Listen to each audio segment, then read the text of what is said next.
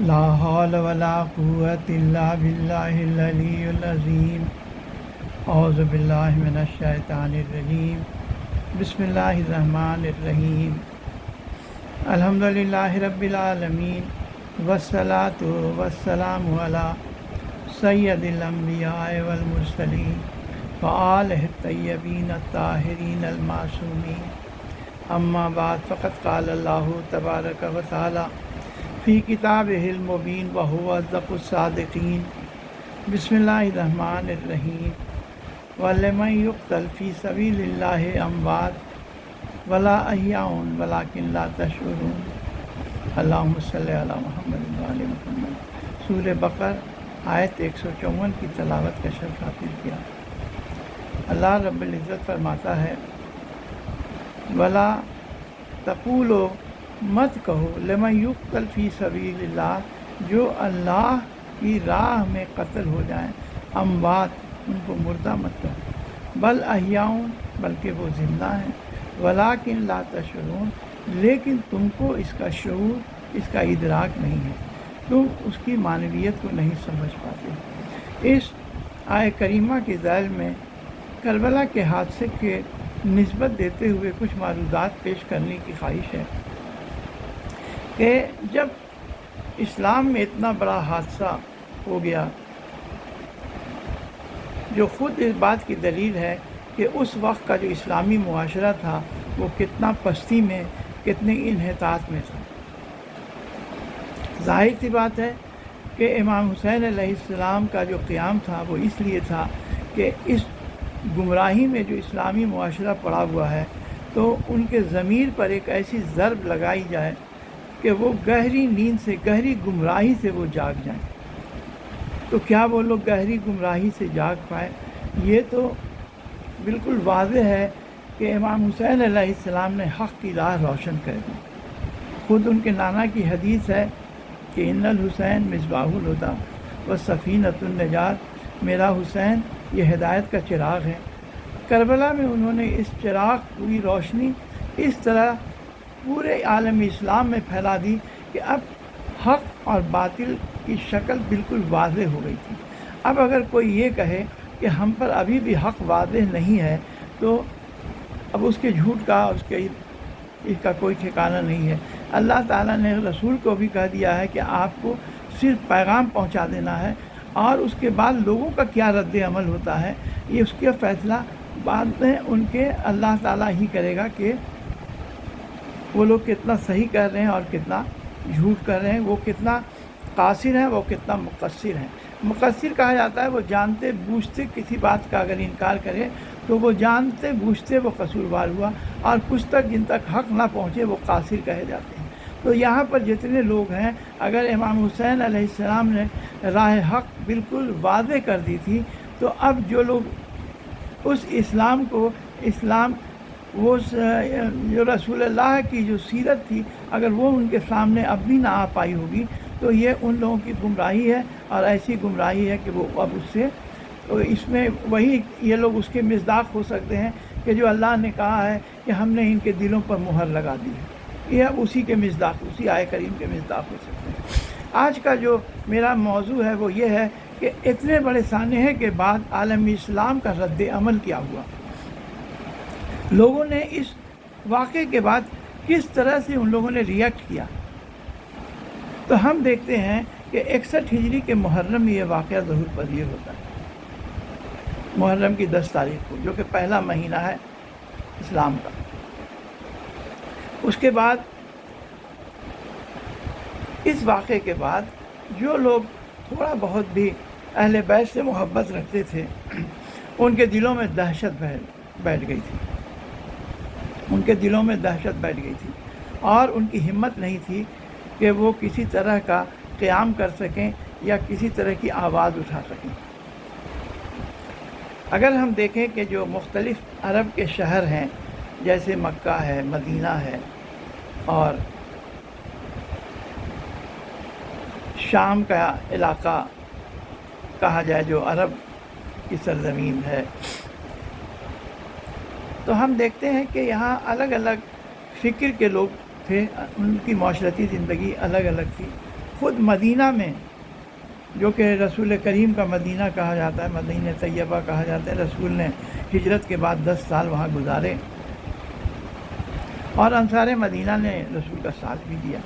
لیکن خود مدینہ میں اہل بیت کے محبت کے کتنے لوگ تھے۔ امام حسین علیہ السلام کو جب وہ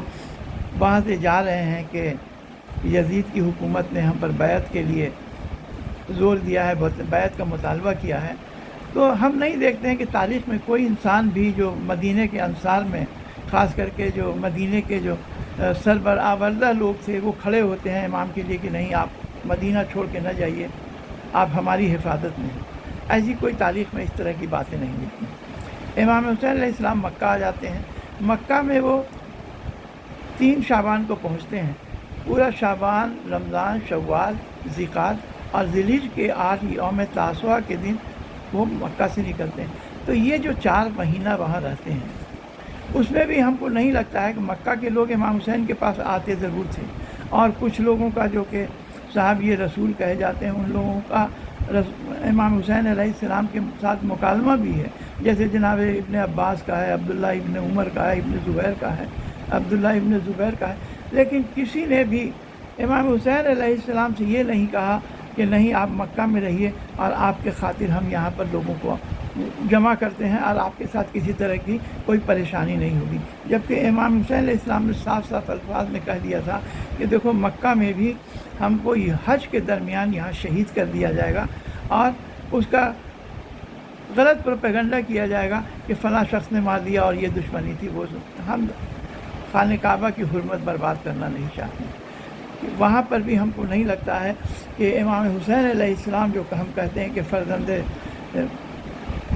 منا و مکہ، فرزند بسا، لیکن کوئی بھی وہاں کا شخص ایسا جو کہ سربراوردہ کہا جائے یا وہاں کے شیوخ کہے جائیں، جبکہ بنی ہاشم کے بھی وہاں پر لوگ ہوں گے ہی، وہاں ان کا بھی قبیلہ تو تھا ہی، سارے لوگ تو مدینہ نہیں چلے گئے تھے، تو کوئی بھی نہیں کھڑا ہوتا ہے کہ امام حسین کی نصرت کے لیے۔ مدینہ، مکہ میں بھی شام کا شہر تو شروع سے ہی، جب سے وہ فتح ہوا ہے تب سے وہ بنی امیہ کے قبضے میں تھا۔ ان لوگوں نے اہل بیت رسول اور رسول کی تعلیمات کو اپنے حکومت کے استحکام کے مطابق ان لوگوں کو بتایا اور خود کو اسی طرح متعارف کرایا کہ ہم ہی رسول کے قرابت دار ہیں۔ تو ظاہر سی بات ہے کہ یہ سارے، کوئی بھی امام حسین کی نصرت کو نہیں آیا۔ کوفہ کے کچھ لوگوں نے لکھا، اس سے پتہ چلتا ہے کہ کوفہ میں کچھ محب اہل بیت تھے، خاندان رسالت سے ہمدردی رکھنے والے کچھ لوگ تھے، لیکن یہ کہنا کہ پورا کوفہ شیعوں سے بھرا ہوا تھا، یہ صحیح نہیں ہے۔ وہاں بنی امیہ کے بھی لوگ تھے، بنی امیہ کی حکومت تھی، بنی امیہ کے عریف تھے، بنی امیہ سے لوگوں کو تنخواہیں ملا کرتی تھیں، تو بہت سارے اس کے اسباب ہیں۔ ابھی ہم اس اسباب میں نہیں جانا چاہتے ہیں، صرف یہ کہ اس کربلا کے بعد کیا تحریکیں اٹھیں۔ تو تحریک میں ہم دیکھتے ہیں کہ سب سے پہلے جو تحریک اٹھی، جیسے ہی یہ واقعہ کربلا ہو گیا، واقعہ کربلا کا اختتام ہو گیا، اہل بیت رسول کو، جو اسیران اہل حرم کو جب یہاں سے کربلا سے کوفہ اور کوفہ سے شام لے جایا گیا اور بعد میں وہاں مدینے میں کچھ دن قید رہنے کے بعد رہائی ملی۔ کتنے عرصہ وہ قید رہے، اس کا بھی تاریخ سے پوری طرح صحیح نہیں پتہ چلتا ہے کہ 1 سال رہے یا اس سے کم رہے۔ اس درمیان میں ہم دیکھتے ہیں کہ 61 ہجری کے اواخر میں، 61 ہجری میں ہی کے شروع میں واقعہ کربلا ہوا، 61 ہجری کے اواخر میں کوفہ میں کچھ لوگ جو خاندان رسالت سے اپنی وابستگی رکھتے تھے، وہ لوگ سلیمان بن سرد خزائی، جو کہ صحابی رسول تھے، ان کے گھر میں جمع ہوتے ہیں۔ 5 آدمی جمع ہوتے ہیں، 5 آدمی پہلے، اور اس کے ساتھ ان لوگوں کے ہمدردی میں بعد میں 100 آدمی اور آ جاتے ہیں۔ یہ جو 5 آدمی تھے وہاں کے سربراوردہ لوگوں تھے، جن کا نام تھا سلیمان بن سرد خزائی، جو کہ صحابی رسول سے، دوسرے کا نام تھا مسیب بن نجبہ فزاری، مسیب بن نجبہ فزاری، تیسرے تھے عبداللہ بن سعد بن نفیل ازدی، چوتھے کا نام تھا عبداللہ بن والن تمیمی، اور 5ویں کا نام تھا رفاع بن شداد بجلی۔ یہ 5 لوگ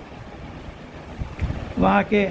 اثر و رسوخ رکھتے تھے. یہ جمع ہوتے ہیں, ان کے ساتھ 100 آدمی اور جمع ہوتے ہیں. یہ لوگ اب تقریر دیتے ہیں, تقریر کرتے ہیں. سب سے پہلی جو تقریر ان لوگوں نے کی ہے, سلیمان بن سرد خزائی کے گھر میں یہ اجتماع ہوتا ہے, اور سب سے پہلی تقریر مسیب بن نجمہ فضالی نے کی. انہوں نے کہا کہ ہم لوگوں نے امام حسین علیہ السلام کو خطوط لکھ کر کے ان کو دعوت دی, اور جب امام مظلوم کربلا آ گئے تو ہم لوگ ان کی نصرت یا تو نہیں کر سکے یا نہیں کیا. یہ دونوں میں فرق ہے کہ ایک میں ہم مجبور ہو گئے, یا دوسرے میں ہے کہ ہم خفیہ ٹھکانوں میں خود ہی اپنے جان کے ڈر سے ہم نے بچ گئے. اس چیز کو انہوں نے کہا کہ ہم لوگوں سے اتنی بڑی غلطی ہوئی ہے کہ اب اس غلطی کا ازالہ ہم لوگ نہیں کر سکتے, اور اللہ کے بارگاہ میں جب جائیں گے تو ہمارے پاس کوئی عذر نہیں ہوگا. اس لیے ضروری یہ ہے کہ ہم لوگ سب قاتلان امام حسین سے ہم لوگ بدلہ لیں, اور دوبارہ کوشش کریں کہ کسی طرح جو ائمہ کے جو بقیت ہیں, ان کے خاندان کے جو بقیہ ہیں جو بچے ہوئے ہیں, ان کو کسی طرح ہم لوگ دوبارہ امامت کے منزل پر لے جا کر پہنچائیں. یا تو اس کاوش میں ہم سب اپنی اپنی جان آفرینی کو سپرد کر دیں. اس کے علاوہ اور ہمارے توبہ کرنے کا کوئی ذریعہ نہیں ہے. اسی کی وجہ سے ان لوگوں نے اپنا نام توابین رکھا. یہ جماعت توابین کہلائی تاریخ میں بھی. توابین کا معنی ہوتا ہے کہ پشیمان ہونا, نادم ہونا. توبہ کا تو اصل جو لغوی معنی ہے وہ پلٹ آنا, یعنی کہا جائے کہ جو لوگ صراط مستقیم سے دور چلے گئے تھے اب دوبارہ کوشش کر رہے ہیں کہ ہم صراط مستقیم پر آ جائیں, ہم حق کی طرف واپس آ جائیں. انہوں نے اپنا نام رکھا توابین. اب ان لوگوں نے اپنی یہ کوششیں شروع کی. یہ 61 ہجری کے بعد ہی ان لوگوں کی کوششیں شروع ہو گئی تھی. آہستہ آہستہ ان لوگوں نے, اس میں کئی لوگوں نے جو اس کے ترویج میں حصہ لیا. اس میں ایک شخص جس کا نام تھا عبداللہ المری, اس نے کافی اس میں بڑھ چڑھ کر حصہ لیا, اور اس کی تقریریں اتنا زیادہ, وہ ہر جگہ تقریریں کرتا تھا کہ بہت سے راوی نے کہا ہے کہ اس کی تقریریں ہم کو زبانی یاد ہو گئی تھی. بہرحال ان لوگوں نے خط لکھ کر کے یمن میں بھی جو جناب سعد بن حذیفہ ہیں ان کو بھی خط لکھا, جو کہ شیعان علی کہے جاتے ہیں, اور مسنا بن مخربہ کو ان لوگوں نے بصرہ میں بھی خط لکھا. کچھ شیعان علی بصرہ میں بھی تھے. ایسا نہیں ہے کہ پورا بصرہ یا پورا یمن امام حسین علیہ السلام کا یہ تھا, یا پورا مدائن امام حسین علیہ السلام کا دم بھرتا تھا. مدائن میں ان لوگوں نے سعد بن حذیفہ کو خط لکھا کہ شیعان علی کو تم لوگ راغب کرو کہ ہم لوگ توابین کی جماعت میں شامل ہو جاؤ, تاکہ ہم لوگ قتل امام حسین کا بدلہ لے سکیں. اور ان لوگوں نے بصرہ میں مسنا بن مخربہ عبدی کو خط لکھا, یہ بھی شیعان علی میں سے تھے. ان لوگوں نے بھی وعدہ کیا, اور اس طرح یہ تحریک آہستہ آہستہ چلتی رہی, لیکن خفیہ طور پر چلتی رہی. اسی درمیان میں 62 ہجری میں مدینہ میں کچھ شورش شروع ہو گئی, اور 63 ہجری میں واقع حراقیم جو کہا جاتا ہے, واقع حرہ زیادہ مشہور ہے, واقع حراقیم کہا جاتا ہے, وہ ظہور پذیر ہوا. وہ 63 ہجری میں ہوا, لیکن اس کے آثار 62 ہجری سے شروع ہو گئے تھے. کہا جاتا ہے کہ یہ تحریک بھی کربلا کے رد عمل میں شروع ہوئی. حالانکہ جو پوری تاریخ پڑھنے سے یہ نہیں معلوم ہوتا ہے کہ ان لوگوں نے اس بات کا, جو بھی اس واقعے کے ذمہ دار تھے, ان لوگوں نے یہ بات کہی کہ چونکہ نواز رسول قتل ہو گیا اس لیے ہم لوگ نواز رسول کا بدلہ لینے کے لیے کھڑے ہوئے. نہیں, بلکہ اس کے اسباب, یہ جو عوامل بیان کیے گئے ہیں وہ بالکل ہی مختلف ہیں. جیسے تاریخ میں دیا گیا کہ ابن مینا جو کہ وہاں کا ٹیکس کلیکٹر کہا جائے, وہ سارے خراج وغیرہ وصول کر کے جب جا رہا تھا, واپس جا رہا تھا شام کو, تو اس وقت مدینہ کے لوگوں نے اس کو گھیر لیا کہ نہیں, ہے مدینہ کا پیسہ تم دے کر نہیں جا سکتے. اس کے علاوہ اور بھی کچھ شورشیں یزید کے خلاف یا بنی امیہ کی حکومت کے خلاف شروع ہوئیں. تو وہاں کا جو گورنر تھا وہ ابھی جواں سال تھا, اس کا نام تھا عثمان بن محمد بن ابو سفیان. تو اتنا چونکہ تجربہ کار نہیں تھا, تو اس کے ذہن میں یہی بات آئی کہ جو یہاں کے کچھ سربراہ لوگ ہیں, جو لوگ اثر انداز ہو سکتے ہیں معاشرے کو, ان کو ہم شام میں یزید کے پاس بھیجیں. یزید ان لوگوں کی خاطرداری کرے گا کافی تو ہو سکتا ہے کہ یہ لوگ یہاں کے لوگوں پر اثر ڈال سکیں اور کسی طرح کی شورش برپا نہیں ہو۔ اس لیے اس نے 10 آدمیوں کا ایک وفد، جس میں سب سے اہم تھے عبداللہ بن حنظلہ۔ یہ حنظلہ وہی ہیں جو کہ جن کو کہ غسیل الملائکہ کہا جاتا ہے، جنگ احد میں جو شہید ہوئے تھے۔ تو کافی اہم شخصیت تھی یہ مدینہ کی۔ عبداللہ بن حنظلہ، ان کے بیٹے عبداللہ بن متی، یہ کئی لوگوں کا 10 لوگوں کا وفد شام جاتا ہے۔ شام میں یہ لوگ یزید کے حالات جو دیکھتے ہیں کہ یہ تو اس کو تو اسلام سے کوئی واسطہ نہیں، یہ تو شراب نوشی کرتا ہے، بندروں سے کھیلتا ہے، جانوروں سے کھیلتا ہے، فسق و فجور میں یہ ہمیشہ ملوث رہتا ہے۔ وہاں سے یہ وفد لوٹ کر آتا ہے۔ حالانکہ اس وفد کو یزید نے 1000 درہم بھی دیے تھے لوگوں کو۔ 1000 درہم جناب عبداللہ بن حنظلہ کو دیے اور ان کے بچوں کو کچھ کم دیے، اسی طرح سے، یعنی کافی رقم لے کر یہ لوگ آئے۔ جب یہ لوگ آئے تو عبداللہ ابن حنظلہ نے کہا کہ میں ایسی جگہ سے آ رہا ہوں کہ ہم کو ڈر ہوا کہ اگر وہاں تھوڑی دیر اور قیام کر گیا تو اللہ کی طرف سے عذاب کا پتھر نہ ہم پر نازل ہوگا۔ یزید کو کسی طرح سے بھی اسلام مملکت کا خلیفہ بننے کے لائق نہیں، اور بھی بہت ساری باتیں انہوں نے اپنے تقریر کے درمیان بتائیں۔ اور میں اپنے 10 بچوں کے ساتھ اس کے خلاف قیام کروں گا، کوئی میرا ساتھ دے چاہے نہیں دے۔ اس طرح مدینے والے سب تیار ہو گئے خروج کے لیے، اور عبداللہ ابن حنظلہ کو انہوں نے انصار کا سردار بنا دیا، سید و سردار بنایا، اور جو مہاجرین تھے مکہ کے، جو قریش تھے، ان عبداللہ بن متی کو ان کا سردار بنا دیا۔ یہ عبداللہ بن متی کی بھی تھوڑی سی 2-3 جملوں میں بتا دیں کہ یہ وہی شخص ہیں جو جب امام حسین علیہ السلام مکہ سے مدینہ جا رہے تھے تو یہ اثناء راہ ملے تھے۔ انہوں نے کہا تھا کہ آپ مت جائیے، یہ آپ کو یہ لوگ دھوکہ دے دیں گے، یہ جو کوفہ والے ہیں، آپ وہاں مت جائیے۔ انہوں نے ان کو وہاں جانے سے روکا تھا۔ یہ عبداللہ بن متی جب واقع حرہ ہوا تھا تو یہ مدینہ کے لوگوں کو چھوڑ کر کے یہ مکہ بھاگ گئے تھے، اور مکہ بھاگ کر کے یہ ابن زبیر کے ساتھ انہوں نے ابن زبیر کی جا کے بیعت کر لی تھی۔ یہ ان کا اپنا کردار ہے۔ بہرحال یہ جب واقعہ ہوا تو آہستہ سے ان لوگوں نے کیا کیا کہ جو مدینہ میں جو یزید کا گورنر تھا، یہ عثمان بن محمد، اس کو نکال باہر کر دیا، اور جو جتنے بھی بنی امیہ تھے ان لوگوں کو قید کیا۔ بعد میں ان لوگوں کو چھوڑ دیا کچھ شرط شرائط کے ساتھ کہ تم مدد نہیں کرو گے اور بنی امیہ کی مدد نہیں کرو گے۔ ان لوگوں نے شام میں یزید کے پاس اپنے وفد بھیجے کہ ہم لوگوں کے ساتھ مدینہ میں اس طرح کا سلوک ہوا ہے۔ یزید نے مسلم بن عقبہ کے سرکردگی میں ایک بہت بڑا لشکر بھیجا شام میں، اور وہ لشکر آتا ہے اور مدینے کو پوری طرح تاراج کر دیتا ہے۔ واقع حرہ اس لیے کہتے ہیں کہ یہ مدینے سے باہر ایک سنگلاخ علاقہ تھا، اس کا نام حرہ تھا، اسی طرف سے ان لوگوں نے حملہ کیا تھا۔ یہ عبد الملک بن مروان جو مروان کا بیٹا تھا، اسی نے ان لوگوں گرچہ اس کو اسی بات پر مدینے والوں نے رہائی دی تھی کہ کسی طرح کا یہ لوگ مدد نہیں کریں گے، لیکن یہی شخص ہے کہ جس نے نشاندہی کی حرہ کی سرزمین کے کہ اسی کی طرف سے، اور اس نے پوری فوجی جو اسٹریٹجی ہوتی ہے اس سے مسلم بن عقبہ کو روشناس کرایا۔ نتیجہ ہوا کہ مسلم بن عقبہ کی فوج مدینے کو اس نے پوری طرح تاراج کر دیا، اور تاراج کر کے وہاں پر اس بری طریقے سے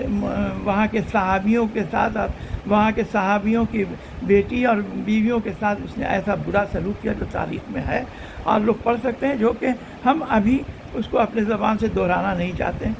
ہیں، کیونکہ اتنا اس نے وہاں پر بدنظمی پھیلائی اور اتنا لوگوں کی عزتوں سے کھلواڑ کیا کہ ہم اس کی تفصیل میں جانا نہیں چاہتے۔ جب پوری طرح اس نے مدینہ کو تاراج کر دیا تو یہ مکہ کی طرف جاتا ہے، اور وہاں مکہ میں ابن زبیر کے خلاف خروج کرتا ہے۔ اسی بیچ میں اس کی اثناء راہ اس کا انتقال ہو جاتا ہے، یہ مسلم بن عقبہ کا انتقال ہو جاتا ہے، اور اس نے حصین بن نمیر کو اپنی جگہ پر اس نے معین کر دیا۔ یہ لوگ وہاں پر جاتے ہیں اور جا کر کے ان لوگوں نے خانہ کعبہ کا محاصرہ کر لیا، خانہ کعبہ کا محاصرہ کر لیا، اس پر پتھر کی بارش کی، یہ ابھی چل رہا تھا، اور یہ جو عبداللہ ابن زبیر مکہ میں یہ حرم میں جا کر کے اپنے کو اس نے محصور کر لیا تھا۔ اسی درمیان خبر آئی کہ یزید جہنم واصل ہو گیا۔ 64 ہجری کا واقعہ ہے، 63 ہجری میں یہ مدینہ تاراج ہوا، اور اس کے بعد جب یہ لوگ مکہ آتے ہیں تو 64 ہجری ہو جاتی ہے۔ 64 ہجری میں خبر آتی ہے کہ یزید واصل جہنم ہوا۔ یہ فوج جو یزید کی بھیجی گئی تھی مسلم بن عقبہ کے سرکردگی میں، یہ منتشر ہو جاتی ہے۔ اب یہاں اسی درمیان میں یزید کے مرنے کے بعد شام میں کیا ہوتا ہے کہ اس کا بیٹا، یزید کا بیٹا معاویہ بن یزید تخت نشین ہوتا ہے۔ 1 مہینہ رہتا ہے، اس نے کہا کہ میں اس تخت پر بیٹھنا نہیں چاہتا ہوں، اس لیے یہ میرا حق نہیں ہے، یہ حق آل رسول کا حق تھا، اور میرے دادا معاویہ نے بھی اور میرے باپ یزید نے بھی حق تلفی کی ہے۔ گویا کہ اس کی تقریر پوری تاریخ میں ہے، اور وہ خلافت کی جگہ کو چھوڑ کر کے چلا گیا۔ کہا جاتا ہے کہ 1 مہینے کے اندر اس کا انتقال ہوا۔ لوگ کہتے ہیں کہ اس کو بھی وہی لوگ جو برسر اقتدار تھے، ان لوگوں نے اس کو، جو پہلے برسر اقتدار تھے یا سربراہ لوگ تھے بنی امیہ کے، اس کو زہر دے دیا گیا۔ اس بیچ میں مروان جو تھا مروان بن حکم، اس نے یزید کے زوجہ سے شادی کر لی، اور شادی کرنے کے بعد یہ کسی طرح سے خلافت پر قابض ہو گیا۔ یہ خلافت پر قابض ہو گیا۔ ابھی اس نے کیا کیا وہاں پر وعدہ وعید کیا جس کو بعد میں وفا نہیں کیا۔ اب بعد میں اس کے پھر بیٹا عبد الملک بن مروان رہا، اور یہ جو خلافت ہے اب یہ خاندان ابو سفیان سے خاندان حکم بن عاص میں آ گئی۔ یعنی مروان ہوا، مروان کے بعد عبد الملک ہوا، اور اس کے بعد ایک پورا سلسلہ ہے، اور ان کی 132 ہجری تک ان لوگوں نے وہاں حکومتیں کی۔ اب یہ شخص مروان ہوا، لیکن اسی درمیان شام کے دو بڑے مضبوط قبیلے تھے، قیس، ایک کا نام تھا قیس، اور ایک اور قبیلہ تھا، دونوں کے بیچ میں نزاع ہو گئی، اور دونوں کے بیچ میں نزاع ہونے کی وجہ سے خود وہاں جو ان لوگوں کا جو حکومت پر قبضہ تھا وہ کم ہونا شروع ہوا۔ نتیجہ ہے کہ جو شام کی حکومت تھی، ان لوگوں کا قبضہ جو عراق کے جو شہر تھے، یعنی کہ بصرہ اور کوفہ، اس پر ان لوگوں کا کمزور ہو گیا۔ نتیجہ یہ ہوا کہ پہلے یزید نے اپنے وقت میں بصرہ اور کوفہ دونوں کا سربراہ بنا دیا تھا، دونوں کا گورنر بنا دیا تھا عبید اللہ ابن زیاد کو، اور عبید اللہ ابن زیاد کیا کرتا تھا کہ اگر بصرہ میں رہا تو اپنا قائم مقام کوفہ میں رکھتا تھا، اگر کوفہ میں رہا تو اپنا قائم مقام بصرہ میں رکھتا تھا۔ اس وقت اس کا قائم مقام یہ عمرو بن حریث تھا، یہ بھی خارجی تھا، عمرو بن حریث تھا کوفہ میں۔ لوگوں نے اس کو کوفہ والوں نے اس کو وہاں سے نکال دیا۔ یہ بنی امیہ کا تھا، لوگ اس وقت تک بنی امیہ سے کافی نفرت کرنے لگے تھے۔ بصرہ کے لوگوں نے بھی ابن زیاد کو نکال دیا۔ یہ دونوں بھاگ کر کے شام چلے گئے، مروان کے پاس۔ یہ لوگ شام مروان کے پاس چلے گئے۔ جب یہ حالات ہو رہے تھے، جب بنی امیہ کی حکومت پر کا اقتدار کم ہونا شروع ہوا، اس وقت موقع ملا اس توابین کی جماعت۔ یہ توابین کی جماعت، ان لوگوں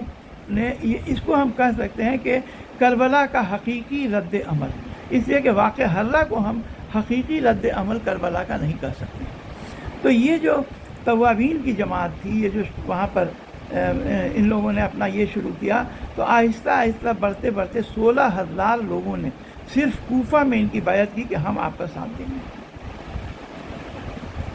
ان لوگوں نے 65 ہجری میں ایک پہلی ربیع الثانی کی تاریخ ایک مقرر کی کہ ہم لوگ کوفہ کے باہر نخیلہ میں جمع ہوں گے اور یہاں سے ہم لوگ چلیں گے۔ پہلے تو لوگوں نے کہا کہ جو امام حسین علیہ السلام کے ساتھ جتنے لوگوں نے ظلم کیا ہے، یہ جو واقعے میں جو لوگ شامل تھے وہ کوفہ میں موجود ہیں، لیکن جناب سلیمان بن سرور خزائی نے کہا کہ ابھی ان لوگوں کو چھیڑنا صحیح نہیں ہے، اس لیے نہیں ہے کہ یہ لوگ بھی کافی اقتدار کے مالک ہیں، یہ بھی اپنے اپنے قبیلے میں سربراہ ہیں، اور جب ہم لوگ یہیں سے اپنی تحریک شروع کریں گے تو ہو سکتا ہے کہ ہماری تحریک ناکامیاب ہو جائے، اس لیے کہ یہ لوگ بھی بہت شدت کے ساتھ ہم لوگوں کی مخالفت کریں گے۔ آخر میں وہ سب لوگ راضی ہو گئے۔ ان لوگوں نے سوچا کہ پہلے ہم لوگ شام کی حکومت سے ٹکر لیں گے، تو اب طے ہوا کہ ہم لوگ نخیلہ میں جمع ہو جائے۔ خط لکھ دیا گیا مدائن کے بھی شیعوں کو، یعنی سعد بن حذیفہ کو اور مسلم بن مخرہ عبدی کو بصرہ میں، کہ آپ لوگ سب یہاں آئیے اور نخلا میں جوائن کیجیے تاکہ ہم لوگ یہاں سے خروج کریں۔ اب یہاں یہ لوگ 3 دن نخلا میں رہے۔ 3 دن نخلا میں رہنے کے بعد یہ لوگ یہاں سے چل جاتے ہیں اور شام کے علاقے میں یہ لوگ جاتے ہیں۔ تو راستے میں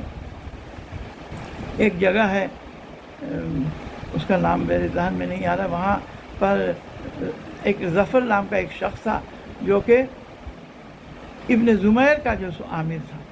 اس بیچ میں جب ابن زبیر نے دیکھا کہ حالات ابھی بنی امیہ کے خلاف ہو رہے ہیں، تو اس نے اپنا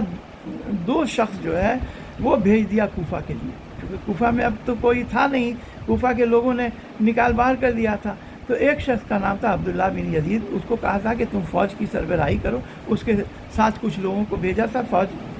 کچھ فوجیوں کو بھیجا تھا، اور ایک شخص کو اور بھیجا تھا جس کا نام تھا ابراہیم بن محمد بن طلحہ۔ اس کا کام یہ تھا کہ وہاں سے کوفہ میں خراج وغیرہ وصول کرے گا۔ تو یہ دونوں وہاں موجود تھے۔ ان لوگوں نے توابین سے کہا کہ آپ جلدی مت کیجیے، ہم رک جائیے تاکہ ہم لوگ بھی کچھ فوج ترتیب دے کے آپ کے ساتھ کر کے بنی امیہ سے ہم لوگ چلیں گے لوہا لینے کے لیے۔ لیکن توابین تیار نہیں ہوئے، اس لیے نہیں ہوئے کہ اس کا مفہوم یہ ہو جائے گا کہ ہم لوگ اب ابن زبیر کے ساتھ ہیں اور جا رہے ہیں بنی امیہ سے ٹکرنے کے۔ یہ لوگ کسی کے بھی ساتھ میں یہ سیاسی نوعیت کی، یہ جماعت کو سیاسی نوعیت کا بنانا نہیں چاہتے تھے، اس لیے ان لوگوں نے ابن زبیر کے جو عامل تھے ان لوگوں کو صاف منع کر دیا۔ اسی بیچ میں یزید کے مرنے کے بعد 65 ہجری کے پہلے 64 ہجری میں جناب مختار کا یہ کوفہ میں آتے ہیں۔ اس بیچ میں یہ مختلف قیدوں میں رہے ہیں بنی امیہ کے، اس کی الگ تفصیل ہے۔ جناب مختار آتے ہیں، وہ کہتے ہیں توابین کو کہ دیکھیے آپ لوگ سیاسی جماعت نہیں ہے، آپ لوگوں کو سیاسی جوڑ توڑ کے بارے میں معلوم نہیں ہے، اس لیے آپ لوگ میرے ساتھ شامل ہو جائیے۔ میرا بھی جو موقف ہے وہ یہی ہے کہ میں امام حسین علیہ السلام کے قتل کا بدلہ لوں گا۔ لیکن توابین ان کے ساتھ بھی شامل نہیں ہوئے، ان کو انکار کر دیا۔ اس کی وجہ تھی کہ یہ بدلہ لینے چاہتے تو تھے، یہ مخلص بھی تھے، لیکن ان کی کچھ اپنی ان کے سیاسی مقاصد بھی تھے جو ظاہری طور پر لگتا تھا۔ یہ لوگ جو توابین تھے یہ صرف چاہتے تھے کہ یا تو ہم انہیں قتل کر دیں یا ہم خود قتل ہو جائیں۔ یہ ان لوگوں کا موقف صرف یہی تھا، اور یہ کسی بھی جماعت جو تھوڑی بہت بھی جن کا سیاسی بیک گراؤنڈ ہو یا سیاسی اس کے ساتھ وہ سیاسی مقاصد ہو، اس کے ساتھ اپنے کو شامل کرنا نہیں چاہتے تھے۔ ان لوگوں نے انکار کر دیا سلیمان بن سرود خزائی نے کہ ہم لوگ کسی سیاسی جماعت کے ساتھ شامل نہیں ہو جانا چاہتے ہیں، ہمارا موقف یہی ہے کہ یا تو ہم قاتلان حسین کو قتل کریں گے یا خود قتل ہو جائیں گے تاکہ اللہ تعالیٰ کے سامنے ہم کو ایک عذر پیش کرنے کے لیے ہو۔ نتیجہ ہے کہ یہ لوگ پھر وہاں سے آتے ہیں اور عین الوردہ کے مقام پر پہنچتے ہیں۔ اس کے پہلے یہ لوگ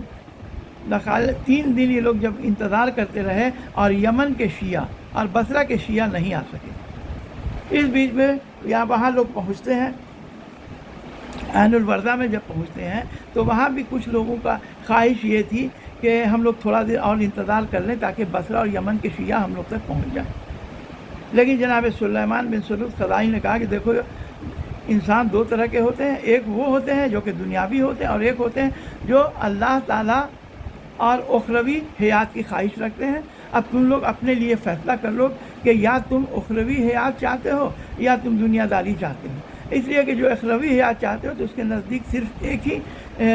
بات یہ رہ گئی ہے کہ وہ اب یا تو امام حسین کے قاتلان کو قتل کر دے یا خود اپنی جان کا نذرانہ پیش کر دے۔ نتیجہ ہے کہ جب دوسرے دن دیکھا گیا کہ 1000 اور اس میں سے کم ہو گئے، اب 3000 اس میں بچ گئے، تو جناب سلیمان بن سرود خزائی نے کہا کہ اچھا ہوا کہ یہ لوگ چلے گئے۔ جن لوگوں کے لیے اپنا جان کا نذرانہ پیش کرنے میں کسی طرح کا پس و پیش ہو وہ میرے ساتھ نہ رہے۔ نتیجہ ہے کہ یہ عین الوردہ میں ان کی لڑائی وہاں شامی فوج کے ساتھ ہوتی ہے۔ جب شامی فوج کے ساتھ لڑائی ہوتی ہے 3000 کی جماعت، جبکہ شامی فوج کی تعداد بہت ہی لاتعداد 20,000 30,000 سے زیادہ بتائی جاتی ہے، تو یہ 3000 ظاہر سی بات ہے کہ کسی طرح سے بھی تعداد کا موازنہ نہیں کیا جا سکتا ہے۔ تو سب سے پہلے جو قیادت کیا وہ سلیمان بن سرد خزاعی نے کیا، اور پہلے دن سلیمان بن سرد خزاعی نے بہت زبردست چوٹ پہنچائی بنی امیہ کی فوج کو، اور آخر کار انہوں نے جام شہادت نوش کر دیا۔ دوسرے دن کی جب لڑائی شروع ہوئی تو اس کی کمان مسیب بن نجمہ فضالی نے سنبھالی، اور انہوں نے جنگ بڑی شدت کی ہوئی، اور انہوں نے بنی امیہ کی فوج پر بہت زبردست ضرب لگائی، کافی لوگوں کو قتل کیا۔ لیکن مشیت الہی یہ تھی کہ جناب مسیب بن فضالی یہ بھی جام شہادت ان کو بھی نوش کرنا پڑا۔ تیسرے دن دوبارہ عبداللہ بن سعد بن نفیل ازدی نے فوج کی کمان سنبھالی، انہوں نے جنگ کی، انہوں نے بھی جنگ میں ایک شاہ سوار کا کام کیا، اور بہت زبردست انہوں نے بڑے دلیری سے لڑائی کی۔ ظاہر سی بات ہے کہ جو انسان صرف موت چاہتا ہے کہ یا تو ہم بدلہ لے لیں گے یا ہم اللہ تعالیٰ کے حضور میں جا کر کے کچھ عذر پیش کریں گے، تو اس کے شجاعت کا کوئی ٹھکانہ نہیں ہوتا ہے۔ تیسرے دن کی جو سرداری تھی اس میں جناب عبداللہ بن سعد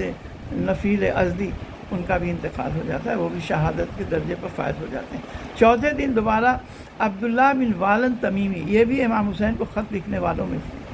بلکہ خط لے جانے والوں میں تھے، یہ نامہ بر تھے جو کوفہ کا خط لے کر امام حسین کے پاس گئے ہیں، لیکن تاریخ سے پتہ نہیں چلتا ہے کہ یہ کربلا میں امام حسین علیہ السلام کے رکاب میں کیوں نہیں انہوں نے جنگ کی۔ بہرحال یہاں پر انہوں نے توابین کے ساتھ جنگ کی، یہ چوتھے دن کے یہ سردار تھے، اور آخر میں ان کی بھی وہاں شہادت ہو جاتی ہے۔ جو پانچویں بزرگ بچ جاتے ہیں وہ اس فوج کو لے کر کے مسیب بن نجمہ فضالی بھی ہو جاتے، رفاع بن شداد بجلی، یہ پانچویں شخص تھے۔ یہ بچی ہوئی فوج کو، جس میں کہا جاتا ہے کہ 200 یا 300 افراد تھے، یہ واپس پلٹ آتے ہیں۔ جب یہ آ رہے تھے واپس تو اثناء راہ میں مدائن کے اور بصرہ کے شیعوں سے ان سے ملاقات ہوتی ہے، جس پہ ان کو افسوس ہوتا ہے، لیکن اب وقت گزر چکا تھا، اس لیے سب لوگ واپس آ جاتے ہیں۔ اس میں اکثریت، اس میں کافی ایک کثیر تعداد نے جناب مختار کے جو قیام ہے اس کو جوائن کیا، اور جناب مختار کا قیام 66 ہجری میں ہوا، جس میں انہوں نے سب لوگوں سے بدلہ لے لیا۔ اس درمیان میں 64 ہجری میں مکہ میں جب یزید مارا جاتا ہے،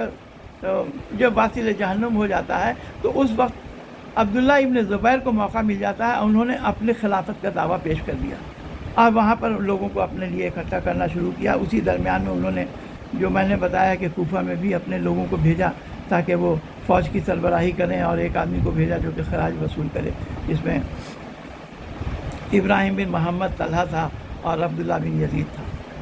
تو اب یہ آہستہ آہستہ انہوں نے اپنے جو سو اقتدار کو بڑھانا شروع کیا عبداللہ ابن زبیر نے۔ تو یہ بھی جو عبداللہ ابن زبیر کا قیام ہے، کچھ لوگ اس کو بھی کربلا کے رد عمل میں کرتے ہیں، لیکن حقیقی میں یہ سیاسی تھا، اور یہ صرف جاؤ حکومت کی طلبی تھی، اس لیے کہ ابن زبیر یہ خاندان رسالت کا یہ محب نہیں تھا۔ اس نے بہت دنوں تک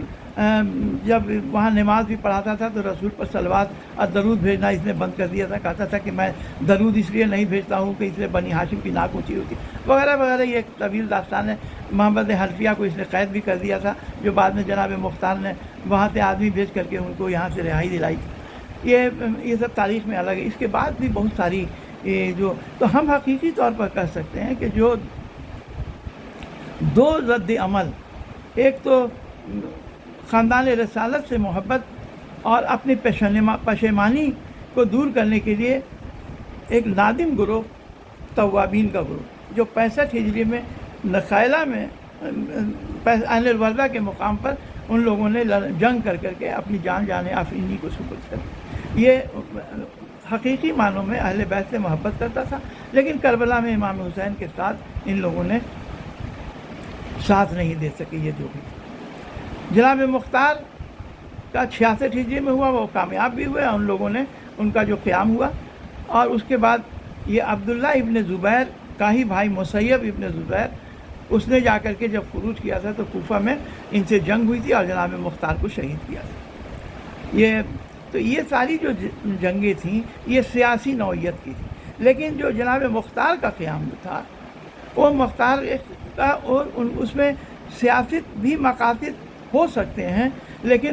وہ خاندان رسالت سے محبت رکھتے تھے، اور خاندان رسالت سے محبت رکھنے کے وجہ سے انہوں نے تمام بنی امیہ سے اور وہ لوگ جو شریک تھے کربلا میں امام حسین کے قتل میں، ان کے اصحاب کے قتل میں، ان سے انہوں نے بدلہ لیا ہے۔ اس میں کوئی شک کی گنجائش نہیں ہے۔ جناب مختار بھی 66 ہجری میں شہید ہو جاتے ہیں۔ اب یہ جو ابن زبیر کا جو یہ شروع ہوا، یہ آہستہ آہستہ اس نے قدرت حاصل کرتے ہیں۔ اسی درمیان میں جب عبد الملک بن مروان نے اپنا اقتدار شام میں مضبوط کر لیا تو اس کا بدنام زمانہ جو کمانڈر تھا حجاج بن یوسف ثقفی، اس کو وہ بھیجتا ہے اور وہ آ کر کے مکہ کا محاصرہ کر لیتا ہے، اور محاصرہ کرنے کے بعد اسی وقت 73 ہجری میں عبداللہ ابن زبیر بھی مارا جاتا ہے۔ اور جو رسول خدا نے اور امام علی علیہ السلام نے جو پیشن گوئی کی تھی کہ میں دیکھ رہا ہوں کہ حرم میں ایک مینڈھا ذبح کیا جائے گا اور جو حرمت حرم کو، حرمت کعبہ کو برباد کرے گا، جس کا امام حسین علیہ السلام نے برابر اس کا تذکرہ بھی کیا ہے، اور عبداللہ ابن زبیر سے خاص طور سے اس کا تذکرہ کیا ہے کہ میں نہیں چاہتا ہوں کہ میں حرمت کعبہ کے بربادی کا سبب بنوں، ہم کو یہ پسند ہے کہ میں کعبہ کے 1 انچ باہر جا کر کے قتل ہوں بنسبت اس کے کہ میں کعبہ کے اندر ہوں۔ اس کے بعد بھی بہت ساری تحریکیں ہوئیں، جس میں 132 ہجری میں 126 ہجری میں جناب زید بن علی کی تحریک تھی جو حشام بن عبد الملک کے خلاف انہوں نے کیا۔ دوسری تحریک 145 ہجری میں جو جناب امام حسن کے اولاد میں سے جناب محمد بن عبداللہ جو نفس زکیہ کہے جاتے تھے، ان کے بھائی ابراہیم کی تحریک 145 ہجری میں، یا 169 ہجری میں صاحب فخ کی تحریک جنہوں نے بنی عباس کے خلاف خروج کیا اور مدینہ پر انہوں نے قبضہ بھی کر لیا تھا، لیکن آخر مکہ کے جنگ میں وہ شہید ہو گئے۔ صاحب فخ ان کا نام تھا حسین ابن علی، اور جو کہ اولادوں میں سے یہ امام حسن کی اولادوں میں سے تھے۔ اس کی کچھ اور تفصیل اب بیان کرنے کی گنجائش اس ویڈیو میں نہیں ہے، صرف 2-4 لفظ آج محرم کی تیسری ہوگی اس کے حوالے سے کہ آج امام حسین علیہ السلام کا قافلہ تو 2 محرم کو ہی کربلا میں وارد ہو چکا تھا۔ وہ لوگ نینوا پہلے پہنچے اور نینوا سے پھر شفیہ، اور امام حسین چاہتے تھے کہ ہم غادریہ یا شفیہ میں قیام کریں، اس لیے کہ وہاں پر بنی اسد کی ایک شاخ رہتی تھی اور کچھ لوگ وہاں رہتے تھے، اس لیے زندگی کے کچھ سامان بھی میسر تھے، پانی بھی میسر تھا، لیکن چونکہ حور کے ساتھ ایک شخص، یہ جناب حور تو راضی ہو گئے تھے جب یہ لوگوں کو پتہ چلا تھا کہ قادسیہ میں حسین بن تمیم کا لشکر ہے جو ابن زیاد نے وہاں پر رکھا ہوا ہے کہ جیسے ہی وہاں سے امام حسین علیہ السلام کوفہ کی طرف آئیں گے ان کو قید کر لیا جائے گا، اس لیے امام حسین علیہ السلام نے وہاں سے اپنی راہ تبدیل کر دی تھی، تو اس وقت حر ابن یزید ریاحی کے لشکر نے کوئی اس میں مزاحمت بھی نہیں کی تھی۔ اب یہ قافلہ دوسرے ڈائریکشن میں دوسرے طرف چل رہا تھا کہ جب نینوا پہنچتا ہے تو اس وقت ابن زیاد کا ایک قاصد آتا ہے جس کا نام تھا مالک بن نصیر بدی، یہ بنی کندا کا تھا۔ یہ جب آتا ہے تو اس نے ابن زیاد کا پیغام دیا حر کو کہ امام حسین السلام کو ایسی جگہ پر ٹھہراؤ کہ جہاں پر پانی بھی نہ ہو، ذرا سا بھی پانی نہ ہو، بے آب و گیا زمین ہو، جانوروں کے چارہ ہو۔ امام حسین السلام پہلے فرات کے کنارے خیمہ نصب کرنا چاہتے تھے یا چاہتے تھے کہ ہم غادریہ میں یا شفیہ میں رہیں، لیکن حر کے لوگ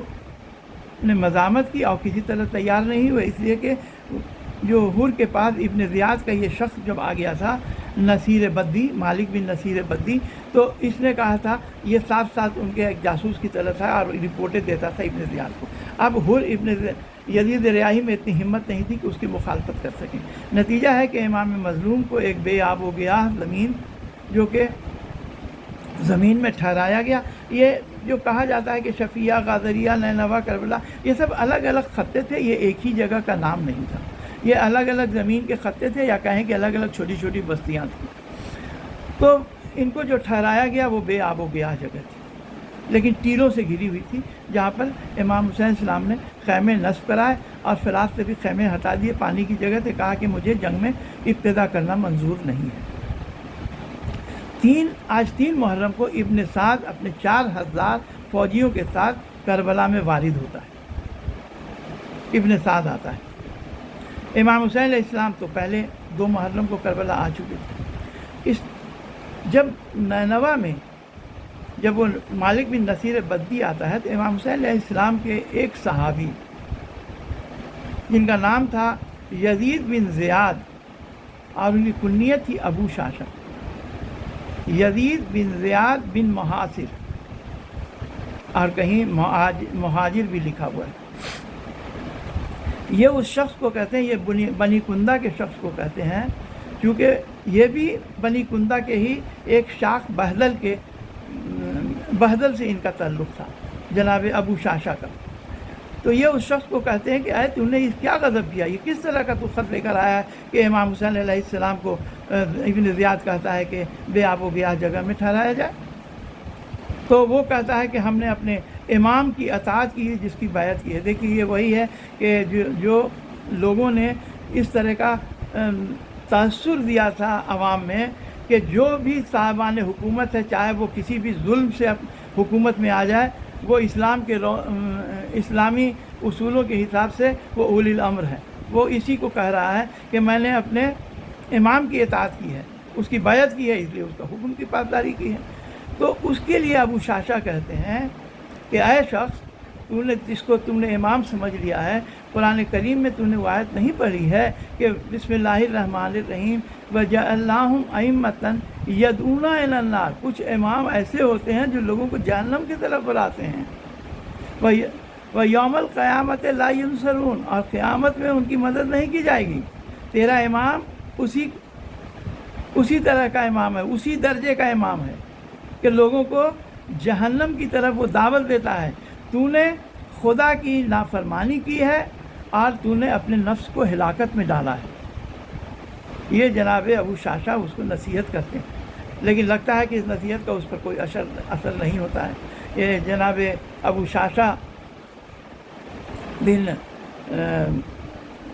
شاشا جو کہ جن کا نام تھا یزید بن زیاد بن مہاجر، اب چونکہ ان کا نام ایسا تھا کہ شاید ہمارے ذاکرین اس کو مجلسوں میں اسلام کو لینا پسند نہ کرتے ہوں، لیکن اس نام کا آدمی یہ امام حسین علیہ السلام کے ساتھ تھا۔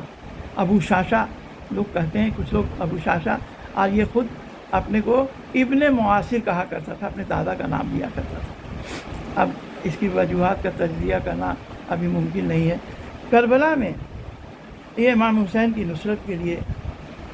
ایک پیدل فوج میں تھا، یہ پیادہ تھا، اور اس کے پاس 100 تیر تھے، 100 تیر تھے، جس میں اس نے بذافے تیروں میں نشان لگا رکھا تھا، اور امام حسین السلام کے سامنے بیٹھ کر کے یہ فوج یزید کی طرف اپنے تیر چھوڑتا تھا۔ یہ بہت مانا ہوا تیر انداز تھا، اور کہتا تھا کہ میں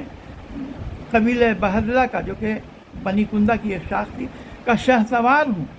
میں ایسا تیر انداز ہوں کہ جو کا تیر کبھی خطا نہیں کیا، اور وہ تیر چلاتا تھا۔ اور اس نے بعد میں یہی کہا جب اس کے تیر ختم ہو گئے، اور جب تیر چلاتا تھا امام حسین علیہ السلام اس کو دعا دیتے تھے کہ پالنے والے اس کے تیر کو نشانے پر لگانا، اور اس کے تیر کے وجہ سے اور اس کی اس خدمت کے وجہ سے اس کا اجر جنت قرار دینا، اس کو دعائیں دیتے تھے۔ اس کا کوئی بھی تیر خطا نہیں کرتا ہے، کہا جاتا ہے کہ 5 تیر اس کا خطا کیا، اور 95 تیر اس کا دشمنوں کو لگا، جس نے کئی لوگوں کو قتل کیا۔ جب اس کے تیر ختم ہو گئے تو یہ امام حسین علیہ السلام کے اجازت دیتا ہے اور فوج پر حملہ کرتا ہے، اور وہیں یہ شہید ہو جاتا ہے۔ امام حسین علیہ السلام کا قافلہ تو دوہی کو پہنچ گیا تھا، اور پہلی مجلس بھی امام حسین علیہ السلام نے کربلا میں پہلی مجلس منعقد کی تھی۔ انہوں نے اپنے اہل حرم کے اپنے سامنے تمام اعزاء اور اقربا کو جب خیمے میں بلا لیا تو سب کو دیکھتے رہے، سب کی شکلیں دیکھتے رہے، اور اس کے بعد وہ رونے لگے۔ انہوں نے گریہ کیا، شاید وہ سب کے چہرے دیکھ کر کے اور سب کے حالات کا جائزہ لے رہے تھے کہ یہ قاسم ابن حسن ہے، جن کی لاشوں کو لوگ پامال کریں گے، یہ میرا ننھا علی اصغر ہے جس کی جس کے گلے پر تیر شوبہ لگے، یہ عباس ہے جس کے شانے کا آج ماں بہت دیر تک گریا کرتا، انا للہ و انا الیہ راجعون، بدن میں خزاں ہی و تسلیم